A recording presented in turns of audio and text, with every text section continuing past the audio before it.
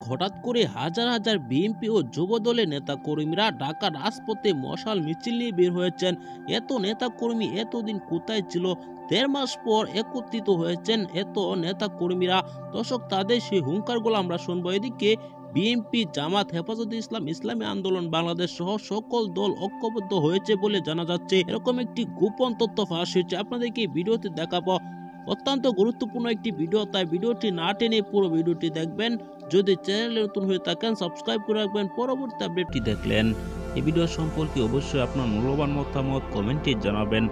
দর্শক, নির্বাচনকে সামনে রেখে যতই দিন সামনে আসছে ততই কিন্তু উত্তপ্ত হচ্ছে। আমরা জানি যে ৭ জানুয়ারি নির্বাচন করবে আওয়ামী লীগ। সেই নির্বাচন কিভাবে বন্ধ করতে হবে সেটি নিয়ে ভাবছে ক্ষমতাসীন দল আওয়ামী লীগের বিপক্ষে থাকা সমমনা দলগুলো বিএনপি, জামাত, ইসলামী আন্দোলন বাংলাদেশ, এমনকি গণতন্ত্র মঞ্চ সহ সকল দল ইতিমধ্যে ঐক্যবদ্ধ হয়েছে বলে জানা গিয়েছে।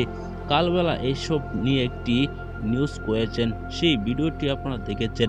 এমনকি দেখেছেন যে বিএনপির হাজার হাজার নেতা কর্মী একত্রিত হয়ে একটি মশাল মিছিল নিয়ে বের হয়েছেন। তারা রাজপথে নেমেছেন গভীর রাতেই। আমরা দেখেছি যে ইতিপূর্বে বিএনপির এত নেতাকর্মী কিন্তু পূর্বে আমরা দেখিনি ২৮শে অক্টোবরের পর থেকে। তাহলে কি বিএনপি, জামাতের নেতা কর্মীরা একত্রিত হয়ে এই মিছিলটি দিয়েছেন? তো একটি ভয়ের বিষয় আওয়ামী লীগের জন্য। দর্শক, সকল দল যদি ঐক্যবদ্ধ হয়ে রাজপথে নামে তাহলে কিন্তু এই সরকারকে পদত্যাগ করতে বাধ্য হবে, পদত্যাগ করতেই হবে।